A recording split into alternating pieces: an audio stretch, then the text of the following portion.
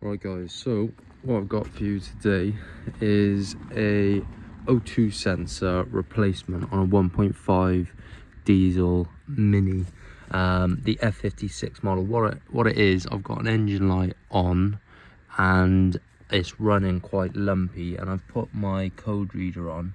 I've got these codes up here. So it's the oxygen sensor after the cat, so it's the second one. So what I'm going to do is get it up in the air and see where the O2 sensor is. It should be sort of on the floor side of things. I picked up this Bosch sensor and it's quite a short one, brand new obviously. I didn't go for the cheaper option. This was about £125, and hopefully this will give us a fix. So let's get this thing up in the air. Right, so first things first, after you've got it up in the air, we've got a load of 8mm holding the under tray on, so we're going to get them off first. So there's 14 8mm holding up the under tray. You don't have to take off the ones just down the two on the sides there and there, but the rest take them off. So now we need to look for the O2 sensor, which is right by here, which is nice and easily accessed. So we've got the wiring connection just on here, and then it's just clipped in there just to move it out of the way, and then it's just by my finger there. So we're just at the back of the engine, just between the engine and the subframe, and it's just up by there by the heat shield. So I'm going to show you what tools I use now to get this off, and hopefully this is a nice easy fix. What I have here is an oxygen sensor socket.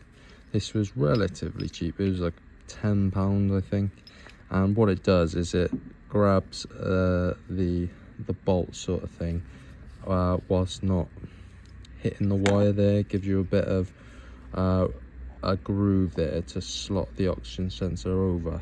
So this is what I'm going to try and get up there. If not, I'll use just a open-ended spanner, and hopefully that'll work. Sometimes they're seized on there quite tight, so we'll see how far we get with this one. But yeah, that's the tool I'm going to use, and hopefully it works. So what I'm going to do before trying to get that off anymore, it's not very easy, is get this wire off of here. Now there's a grey clip you have to pull back. We've got just a little pick tool to get that off, and then hopefully just use your finger to press down the button. It should come through then.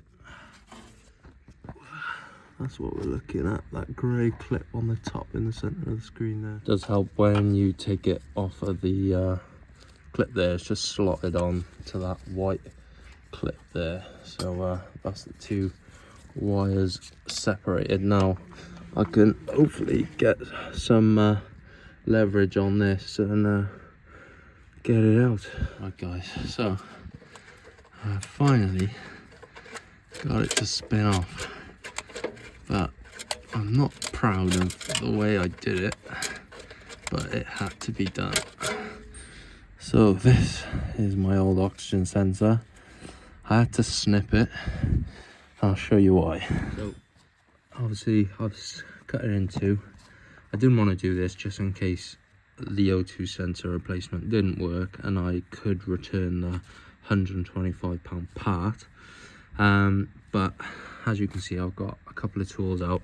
I tried using the breaker bar because I couldn't get it loose, but there's just not enough room and there's too much play in the tool, more or less. And then I tried using my flare nut sort of spanner here. It's the 22, and there's just not enough leverage to get your arms in, well, for me anyway.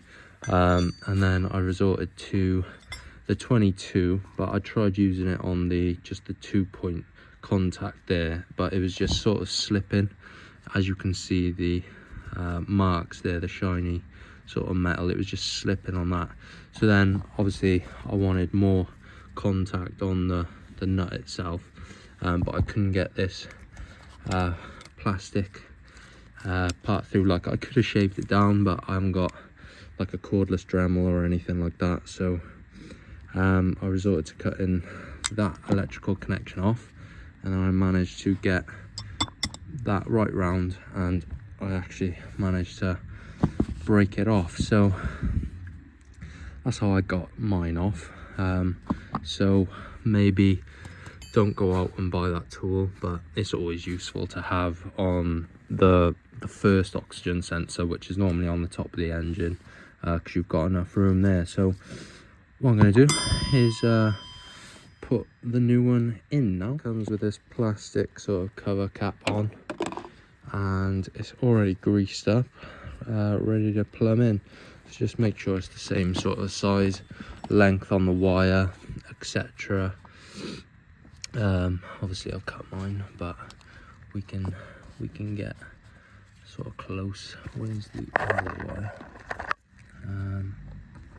Yeah, they're bang on, I would say. I've got plenty of length there, and yeah, we'll just put this one back in, make sure it's nice and tight, and then plumb it all back in electrically. Well, I'll run it without the under tray first and see where we are. I've just snugged it up with this flare nut spanner here, and I'm just gonna route the wire and plug it back in, 4-pin connector, and we should be able to start it back up. So before running it, what I'm going to do is I'm going to clear off this code first, and hopefully it doesn't come back.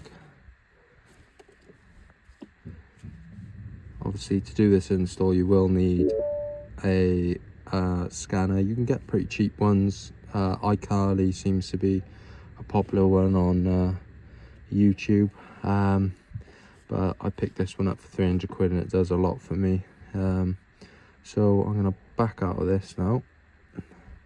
I'm going to run the car up.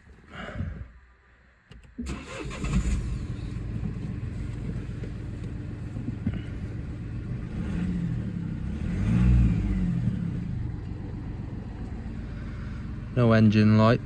I'll let it run for 5, and then I'll get back to you when I scan it again. Probably be useful to take it on a drive just so it runs up to temp, etc.